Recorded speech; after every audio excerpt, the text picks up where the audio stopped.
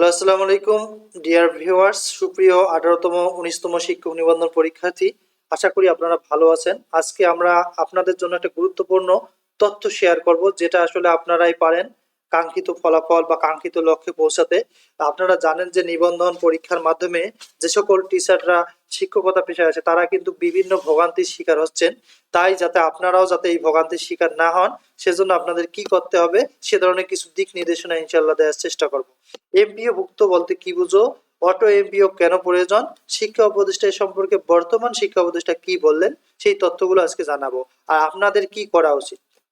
তবে যারা 19তম প্রিপারেশন নিচ্ছেন তারা চাইলে প্রিলিমিনারি ও রিটেন সাজেশন আমাদের কাছ থেকে এই হোয়াটসঅ্যাপ নাম্বারে আপনারা যোগাযোগ করে নিতে পারেন।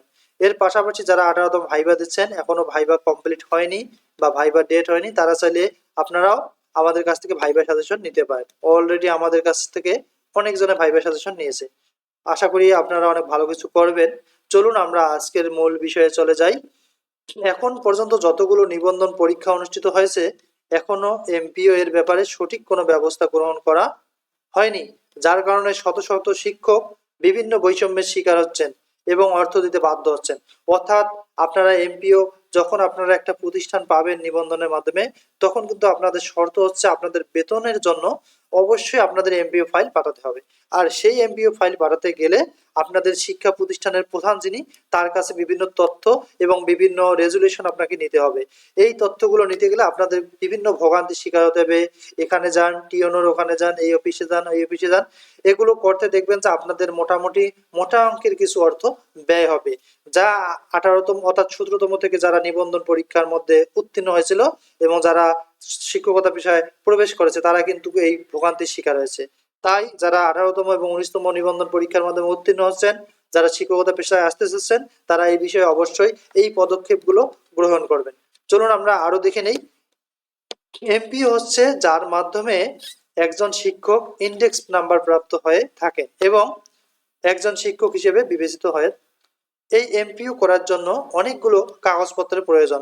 কোনো কোনো দেখা যাচ্ছে 32টি, কোনো ক্ষেত্রে দেখা যাচ্ছে 40টি কাগজের প্রয়োজন, যেগুলো আপনাদের সার্টিফিকেট, মার্কশিট, এগুলো ছাড়াও কিন্তু অর্থাৎ শিক্ষা প্রতিষ্ঠান থেকে আপনাদের 15-20 ধরনের কাগজ সংগ্রহ করতে হয়। এই কাগজ সংগ্রহ করতে যে কি ভোগান্তি, যারা এই পেশায় এসেছে তারাই মাত্র জানে। তাই এই ভোগান্তি থেকে রক্ষা পেতে আপনারা এখন থেকে আপনাদের কার্যকরী পদক্ষেপ গ্রহণ করুন। যেগুলো শিক্ষা প্রতিষ্ঠান থেকে নিতে গেলে অনেকজনকে আসলে অর্থ প্রদান করতে হয়, তারপরে ওই কাগজগুলো সংগ্রহ করা হয় এবং এমপিওর জন্য আবেদন করা হয়। যাতে এই ভোগান্তির শিকার সামনে 18তম ও 19তমরা না হয়, সেজন্য কার্যকরী পদক্ষেপ এখন থেকে আপনারা নিতে পারেন। এমপিওর মাধ্যমে আপনারা কিন্তু আসলে ইন্ডেক্স নাম্বার প্রাপ্ত হবেন। যতদিন না ইন্ডেক্স নাম্বার পাবেন ততদিন কিন্তু আপনাদের বেতন হবে না। যদি 6 মাস পর ইন্ডেক্স নাম্বার পান, 6 মাস পর কিন্তু আপনাদের বেতন হবে। যদিও স্কুল ও কলেজ লেভেলে আসলে এরিয়া এরিয়া বলতে বোঝায় মূলত যারা আসলে ওই যে যোগদান করার পর থেকে যারা কোনো মানে ইন্ডেক্স নাম্বার যতদিন পাবেন না ওই অতদিনকে বলা হয় ইন্ডেক্স, অতদিনকে বলা হচ্ছে আপনাদের এরিয়া। ওই এরিয়া যদি আপনারা মনে করেন 2 মাসের বেতন পাননি, ওই 2 মাসকে বলা হচ্ছে এরিয়া। ওই এরিয়া বেতনের জন্য পরবর্তীকালে আপনাদের আবেদন করা যায় শুধু স্কুল ও কলেজ পর্যায়ে, কিন্তু মাদ্রাসা লেভেলে এরিয়ার কোনো দেওয়া হয়নি। আপনারা কিন্তু প্রতি মাসে একটা স্যালারি অন্তর্ভুক্ত হবেন এই ইন্ডেক্স নাম্বার প্রাপ্ত, তাছাড়া কিন্তু কখনো আপনারা বেতনের অন্তর্ভুক্তি হবেন না। শিক্ষা উপদেষ্টা এ সম্পর্কে সম্প্রতি কিছু তথ্য দিয়েছে। ডক্টর ওয়াহিদুজ্জামান মাহমুদ বলেছেন, ওহিউদ্দিন মাহমুদ বলেছেন, বেসরকারি শিক্ষকদের এমপিও ভুক্তিতে আর্থিক লেনদেনের বড় বেশি অভিযোগ আসছে। এখন এখন আসলে এগুলো জানা যাচ্ছে, কিন্তু আসলে এতদিন জেনেও যারা আসলে সাইলেন্ট ছিল। এমপিও ভুক্তিতে দুর্নীতি ও টাকা লেনদেন এড়াতে প্রয়োজনে নিয়োগ ও এমপিও ভুক্তি একই সঙ্গে সম্পন্ন করা হবে। এই তথ্যটি উনি দিয়েছে। এখন আপনারা যদি একটু আসলে আন্দোলন করেন যে আমরা এমপিও ভুক্তি একবারে একসঙ্গে চাই নিয়োগের সঙ্গে, তাহলে কিন্তু এটি বাস্তবায়ন হবে, যেহেতু শিক্ষা উপদেষ্টা এ সম্পর্কে একটু আভাস দিয়েছে। আগে শিক্ষা ভবনে এমপিও ভুক্তি দেওয়া হলেও এখন তা মাওসির 9টি অঞ্চলে দেওয়া হচ্ছে। অধ্যাপক ডক্টর ওহিউদ্দিন মাহমুদ বলেন, শিক্ষা প্রশাসনকে আগে অন্তত দুর্নীতি কমাতে হবে এবং সুস্থির অবস্থায় আনতে হবে, কারণ এখানে পুরনোদের বদলি করে সরিয়ে নতুনদের দায়িত্ব দেওয়া হচ্ছে। তারপর বিভিন্ন জায়গা বিভিন্ন কম্পোনেন্টে আরো বহু কিছু মেরামত করতে হবে। তাছাড়া তারপর আমি যদি থাকি, তখন আমার শেষ দিকে সবগুলো মিলে একটা শিক্ষা উপদেষ্টা পরিষদ হয়তো এটা তৈরি হতে করে দেব। তো মূলত ভালো কথা আসলে ইনি বলতেছেন। তিনি বলেন শিক্ষা কমিশন বললেই আগের ব্যর্থ শিক্ষা কমিশনের কথা মনে হয়, তাই আমি এটাকে শিক্ষা কমিশন বলতে চাচ্ছি না। তিনি বলেন শিক্ষা প্রশাসনের দুর্নীতি একদিনে সমাধান করা সম্ভব না।